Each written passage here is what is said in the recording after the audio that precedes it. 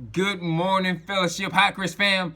This is your Jumpstart for Wednesday, August the 4th, and our focal passage for this morning is Judges chapter 14. And man, this is a wow one. This is one of those wow stories that I fell in love with as a kid. Just this whole ordeal, this section of passage of scripture is one of those ones that just for young boys, it kind of like, you're like, this is wow. Is this really real? So here's what it says. One day when Samson was in Timnah, one of the Philistine women caught his eye.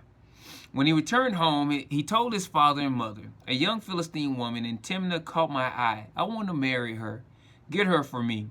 His father and mother objected. Isn't there even one woman in our tribe or among all the Israelite women you could marry, they asked. Why must you go to the pagan Philistines to find a wife? But Samson told his father, get her for me. She looks good to me. His father and mother didn't realize the Lord was at work in this, creating an opportunity to work against the Philistines who ruled over Israel at the time. As Samson and his parents were going down to Timnah, a young lion suddenly attacked Samson near the vineyards of Timnah.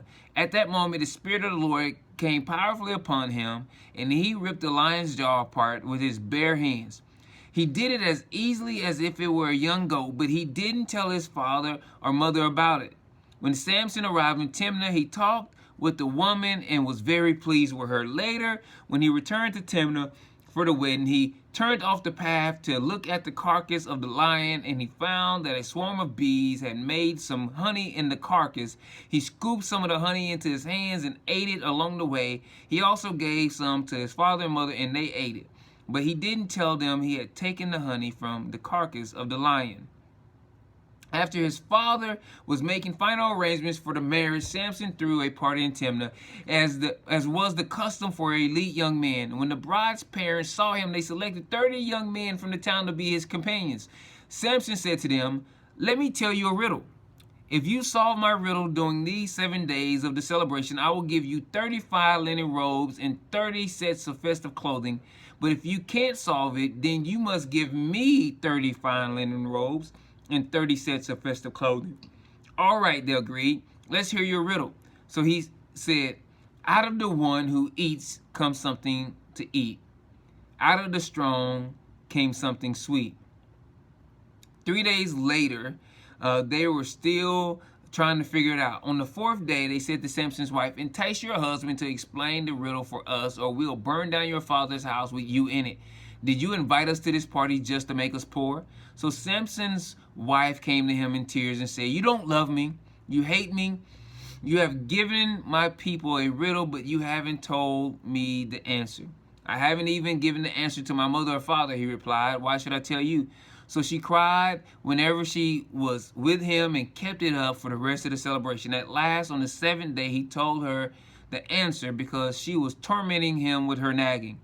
Then she explained the riddle to the young men. So before sunset on the 7th day, the men of the town came to Samson with their answer.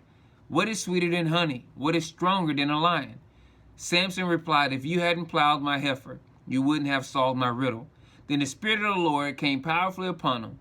He went down to the town of Ashkelon and killed 30 men, took their belongings, and gave their clothing to the men who had solved his riddle.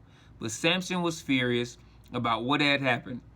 And when he came and he went back home to live with his mother and father. So his wife was given in marriage to the man who had been Samson's best man at the wedding. Man, as a parent, we want so much to see our kids happy. But our kids' happiness can't come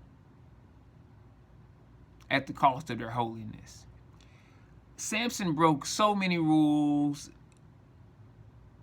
in this passage for what God had given the people. And so here's the deal. And his parents bought into this pragmatist mindset of, well, I guess no one's being hurt by him not doing what God had commanded us as a people to do. And since no one's being hurt, I guess we'll go along with it because it makes my son happy. Not realizing that they were setting him up for death. Because here's the deal. The reason The reason I don't want my kids to steal is because ultimately that could lead to them being killed by somebody if they steal from the wrong person. The reason I don't want them to become liars is because ultimately that could lead to death. And sometimes if we okay things and co-sign on things in our kids' life, maybe not in that instance, we don't see the ultimate result of where it could go, but by giving in on things to make them happy that go against God's standard for holiness, we can be setting them up for death. And that's exactly what Samson's parents are doing in this passage, and you get that later in his story. And it has ramifications for everyone around. Everyone around pays for Samson's lack of integrity. Everyone around pays for him willing to do something that seems just innocent at the moment. We have to be careful about that. And we have to be willing to love those around us enough to see them unhappy with us at times. Continue to power up, pour in and spill out. Have a great day.